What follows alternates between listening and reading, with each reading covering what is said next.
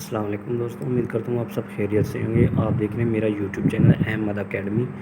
और आज के लेक्चर में हम जॉन कॉस्ट अकाउंट की जर्नल एंट्रीज़ के बारे में हम जर्नल एंट्रीज़ को हम टच करेंगे। मतलब कि पिछले लेक्चर में मैंने आपको जो आपको ये सामने चार्ट नज़र आ रहा है, इसके बारे में कॉन्सेप्ट दिया था। अब इसमें हम जर्नल एंट्रीज़ को बाकायदा करेंगे, कौन सी चीज़ डेबिट होती है जर्नल एंट्री में, कौन सी चीज़ क्रेडिट होती है, क्योंकि हमारे पास सारा चीज़ सामने मौजूद है। अब इन्हीं में से मैं आपको बताऊंगा कौन सी चीज़ें डेबिट होंगी और कौन सी क्रेडिट होंगी। यहाँ से आप समझ लेंगे ना कि कौन सी चीज़ डेबिट होगी और कौन सी क्रेडिट। तो जो भी सवाल आपके सामने होगा तो उसमें आप समझ जाएंगे कि कैसे एंट्रीज उसकी आपको उसी वक्त जहन में आ जाएंगी। ठीक है ना। तो आप इस चार्ट को एक दफ़ा गौर से देख लें। हम अगर आपने पिछला लेक्चर नहीं देखा तो प्लीज़ आप वो वीडियो भी देख लें, ताकि आपको वो सारा कंसेप्ट क्लियर हो इस चार्ट के बारे में। तो फिर हम जाके इसके आगे जो आज पढ़ने वाले हैं कि जो जर्नल एंट्रीज़ के बारे में, फिर आपको इजीली समझ आ जाएगा। ठीक है ना। तो हम शुरू करते हैं आज का जो टॉपिक है हमारा जर्नल एंट्रीज़ का। सबसे पहले जो हमने जर्नल एंट्रीज़ में हमने बाकायदा हमने जो ट्रांजैक्शन होती है उससे हमने जो है वो रिकॉर्ड करना होता है कि कौन सी चीज़ जो हमने परचेज़ की है। एक चीज़ फ़र्ज़ करें हमने मटेरियल परचेज़ किया, तो उसमें मटीरियल कौन सी चीज़ डेबिट होगी, कौन सी चीज़ क्रेडिट होगी। अगर हमने मटेरियल को यूज़ किया प्रोडक्शन में, वर्क इन प्रोसेस में चला गया, तो अब कौन सी चीज़ डेबिट होगी, कौन सी चीज़ क्रेडिट होगी। हमने अब ये आज के लेकर हमने ये चीज़ें क्लियर करेंगे। तो शुरू करते हैं। सबसे पहले हम मटेरियल से शुरू करते हैं। सबसे पहले मटेरियल आता है तो हम मटेरियल परचेज़ करते हैं। मतलब कि हमने मटेरियल परचेज़ किया, उसमें हमने क्या दिया, मटेरियल हमारे पास आ गया, डेबिट हो गया और हमने पे किया कैश। लेकिन कॉस्ट अकाउंटिंग में हमेशा हम जब भी कोई चीज़ परचेज़ करेंगे तो हम कैश में नहीं परचेज़ करते, हम वोचर पेएबल इशू करते हैं। ठीक है ना। तो इसलिए हम जब भी मटेरियल परचेज़ करेंगे तो हम जो है मटेरियल को डेबिट कर देंगे। मटेरियल हमारे पास आ गया, जो हमसे वो चला गया, जो क्रेडिट हुआ है वो हमारा वोचर पेएबल हमने जो इशू किया वो क्रेडिट हो गया। इसलिए सबसे पहले जब हम मटेरियल परचेज़ करेंगे तो मटेरियल डेबिट हो जाएगा, और जो क्या है वोचर पेएबल है वो क्रेडिट हो जाएगा।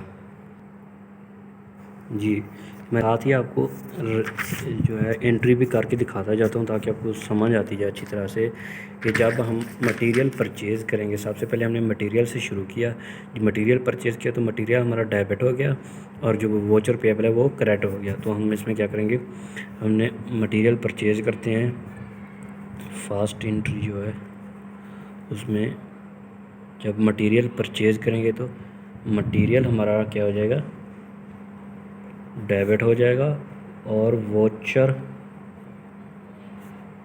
पेएबल क्रेडिट हो जाएगा। ठीक है। फास्ट एंट्री होगी जब हमने मटेरियल परचेज़ किया, वो मटेरियल डेबिट हो गया। कैश की जगह हम क्या लिखते हैं कॉस्ट अकाउंटिंग में, वोचर पेएबल। हम वोचर पेएबल जो है वो इशू करते हैं। ठीक है ना। वोचर पेएबल हमारा क्रेडिट हो गया है। इसके बाद जब मटेरियल हमारे पास आ गया, अब मटेरियल को यूज़ करना है प्रोडक्शन में। मतलब अब यहाँ पे आ जाए, मटेरियल्स में से मैंने आपको पहले भी कहा था पिछले लेक्चर में कि मटेरियल में से हम डायरेक्ट मटेरियल लेते हैं सीजीएस के लिए।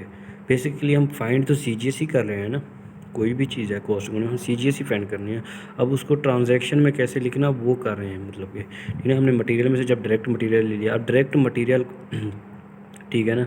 अब डायरेक्ट मटेरियल जो है, जब हम मटेरियल में से डायरेक्ट मटेरियल लेते हैं, डायरेक्ट मटेरियल जब हम प्रोडक्शन में, मतलब कि मटेरियल हमने ले लिया, अब उसे प्रोडक्शन में यूज़, हमारे मटेरियल हमने परचेज़ कर लिया, हमारे स्टोर रूम में रखा हुआ था, तब हम स्टोर रूम से फैक्ट्री में लेके उसे प्रोडक्शन में यूज़ करने के लिए हमको प्रोडक्ट तैयार करना है। तो मटेरियल जब प्रोडक्शन में यूज़ होगा, मतलब वर्क इन प्रोसेस में यूज़ होगा, तो मटेरियल हमारा जो स्टोर रूम में था वहाँ से निकल कर वर्क इन प्रोसेस में आ गया, यहाँ पे आ गया।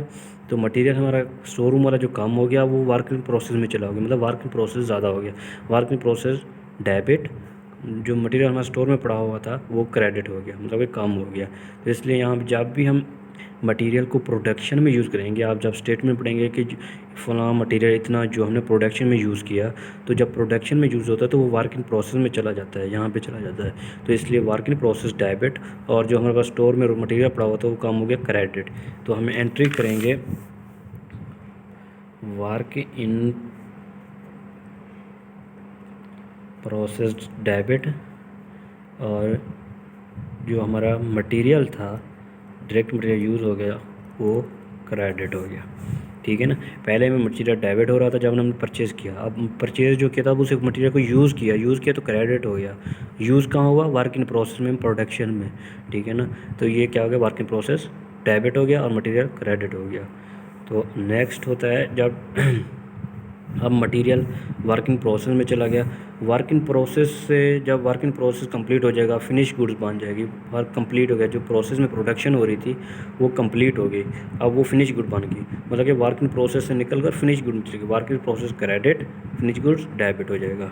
तो हम तीसरी एंट्री क्या करेंगे? वर्क